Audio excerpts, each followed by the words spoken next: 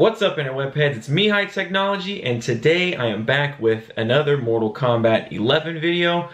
This time I want to talk about the trailer. We'll talk about a couple things that you and I, or maybe you, have missed. I know I missed them for sure, so I want to review over those. I want to talk about the concept, the plot, what I think the game is going to revolve around.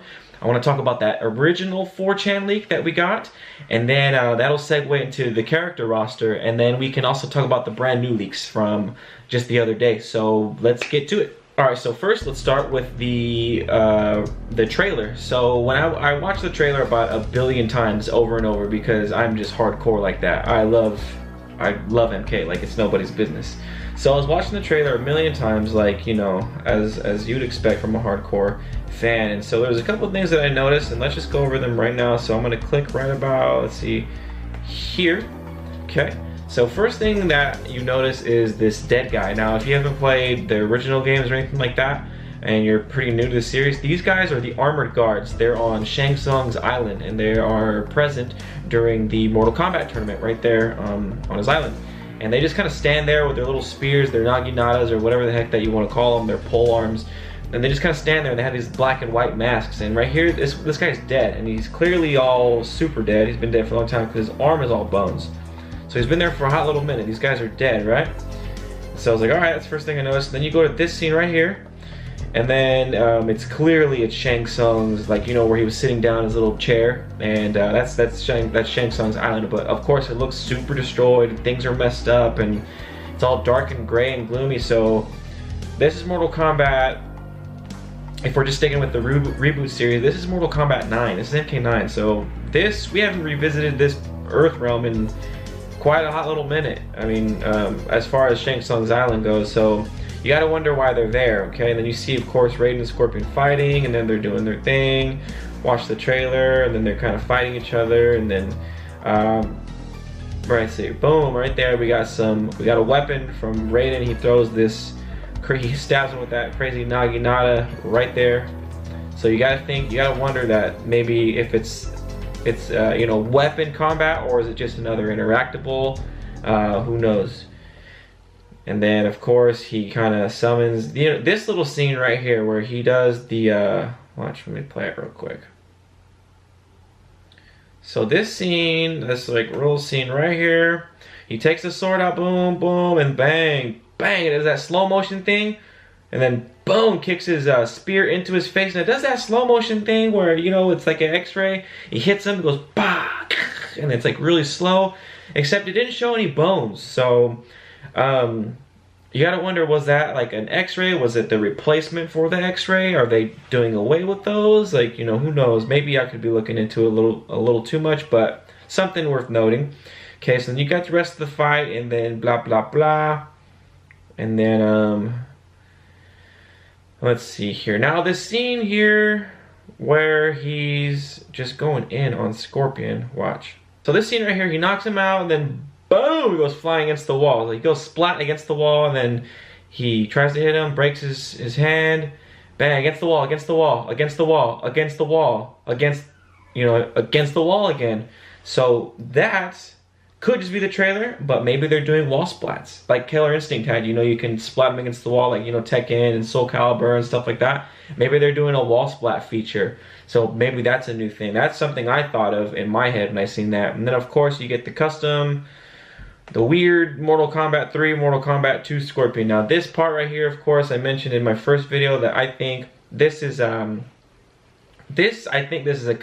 mean, of course, I was right. I shouldn't say I think, I was right. This is the customization system, because I noticed he has the MK3 body, the outfit here, and then he's got the MK2 mask. Now, if you play the games, you know damn well that's the MK2 mask. And then no other game does his mask look like it's like a dirt bike, motocross type thing, and that's the only game that looks like that. It's not the Mortal Kombat 3 mask. Mortal Kombat 3 was a solid piece of cloth. This one's not.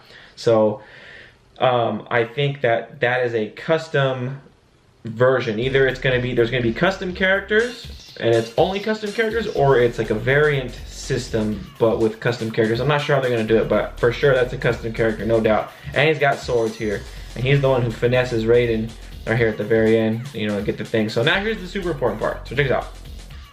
The part with this new character in the hourglass. Check it out. Let's just watch real quick. You see the hourglass and sand, and then homegirl, this new character right there. She's touching it, right? So here's what I noticed. Here's what I noticed. Look at the sand. Just watch the sand. We'll rewind it. Watch the sand. Look. It looks like it's going down, but if you look up here, it's clearly going up. It's going up into the top there. Now that to me tells me that this game revolves around time, that we're segueing into what I think the concept of the game is about, and it's about time travel for sure.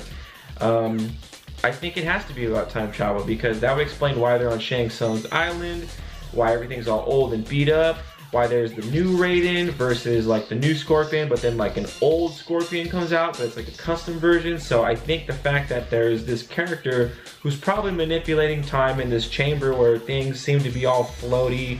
You see all the particles and this weird stuff back here. It looks to be like it's in stasis. It's standing there, it's standing still. So that to me tells me it's a time travel, you know, concept that this game is going to center around. And that would explain why there's going to be custom variations of characters, because if you can manipulate time, that means you can go to different timelines, which maybe there's a Scorpion that has an MK3 body and an MK2 mask. Oh, how convenient is that? You know what I'm saying? So I really think that time travel is what this game is all about, and this character is going to be super important to that. She's touching it, so her arms are glowing. That leads me to believe that she's the one controlling it, because either her arms are naturally like that or she's doing that. That's what happens when she's powering up and using her power. So I think that's what that's all about right there. So now we're gonna go into the character roster prediction, and then we're gonna talk about that 4chan leak. Okay, so now we're talking about that 4chan leak. Now, more specifically, the characters they said were not going to be playable in here. So now on my screen here, we have, let's see. Everybody knows pretty much by now about this 4chan leak. You know, it's gonna have an adventure mode, it's gonna be 2-player co-op, you know, punish Raiden, this and that, and you know, that and the other. So now, there's 2 bullet points here. One bullet point says Fujin is playable character, and this bullet point says Johnny Cage, Goro, Sonya, Kano, Baraka, Melina, and Ferritor 100% not playable. I think that's kind of odd to me because Shao Kahn is going to be a playable character. He's a pre-order bonus. Now, I don't know if he's actually going to be a part of the story because Goro in MKX was not a part of the story. He was just kind of a little goodie, you know, nostalgia, throwback. Here's Goro. He didn't play any part in the actual story though. I think Shao Kahn might be able to play a part in the story. It would kind of be cool. Now, to me, the fact that NetherRealm has never put in characters, like DLC characters from the last game into the next game. Like if they were DLC in one game, they were not going to come back in any form in the next one. With the exception of like Sub-Zero and Scorpion and Injustice, because they're just kind of the poster boys for MK.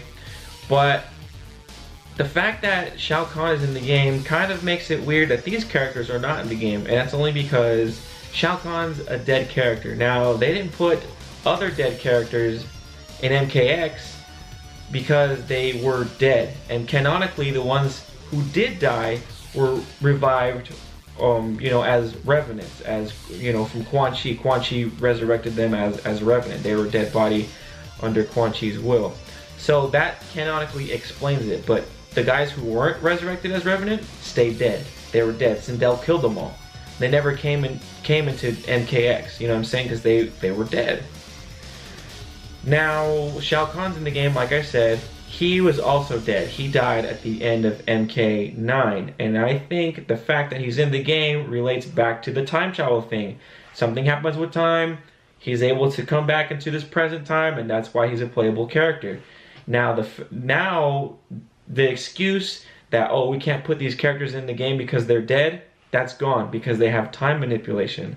So the fact that they wouldn't put OGs like Johnny, Sonya, Kano, and Goro, those are OGs, Mortal Kombat 1 characters, and they're not in the game, that's really weird. Baraka and Melina not in the game, again, it's really weird. They both died in MKX. That's not a good reason for them not to be in this next one because we have time travel. So it's kind of odd that just those two characters. MK2, also OGs, not in the game. Ferritor is a very odd one too. Maybe, you know, Ferritor's not very poppin' of a character to me, but I just find it kind of odd they just picked that one character of the new ones and they're just like, maybe he just wasn't, you know, he didn't resonate. So I think that's a little bit odd. So I think as far as the roster goes, it has to be bigger than the Injustice 2 roster. Injustice had about 40 characters after all the DLC packs released, and so this game has to have more than that. It's got to have more than 40 characters, and you're removing about seven of these characters, so you either have to replace them with some other dead characters that didn't make the game, or you got to make some new ones. But man, you're losing. I think you're losing a lot of ground. To me, they'd be losing a lot of ground as far as the roster aspect of it goes, because, you know, if they need 40 or more than 40, they take out 7. They know they're at 33 or whatever, and they got to replace those. You know what I'm saying? And I don't know. Just, I think that was kind of odd. So I think the fact that we have time travel, we can get a lot of dead characters, old returning dead characters, new Cybot, you know what I mean? I want Cabal, you know, and people like Sindel, and I like her, and Jade, she was missing, and stuff like that.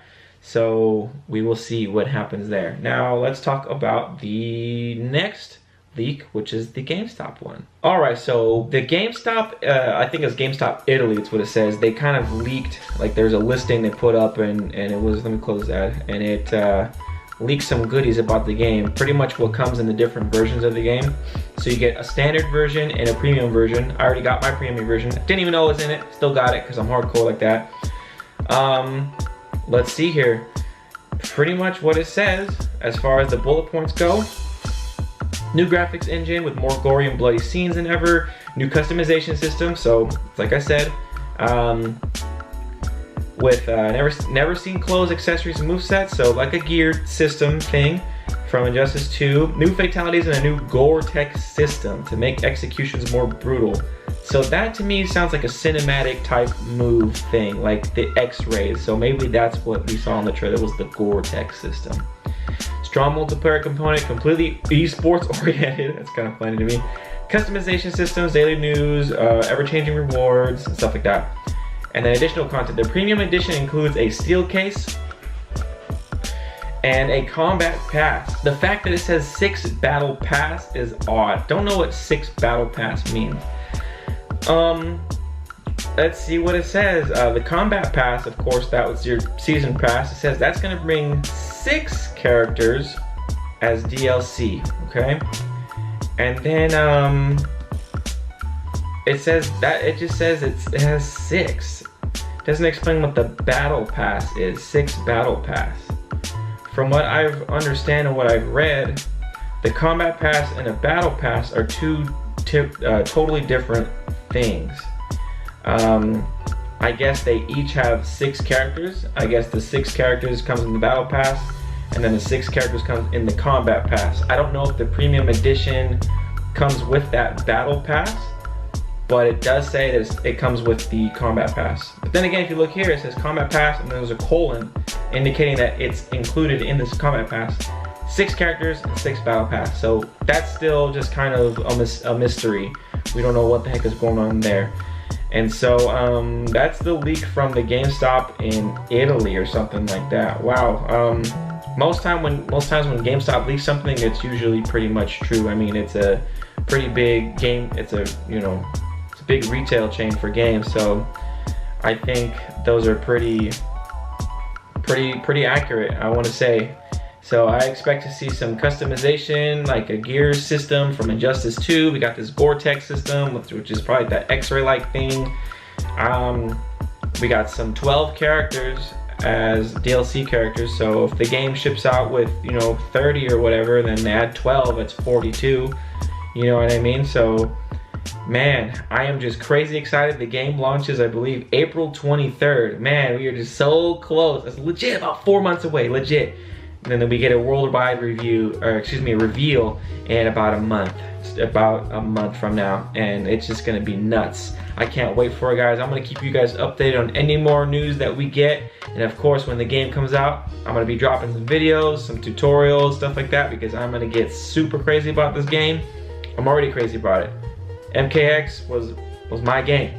Injustice 2, I tried to get into it, it just wasn't for me, but this game is gonna be sick. Woo!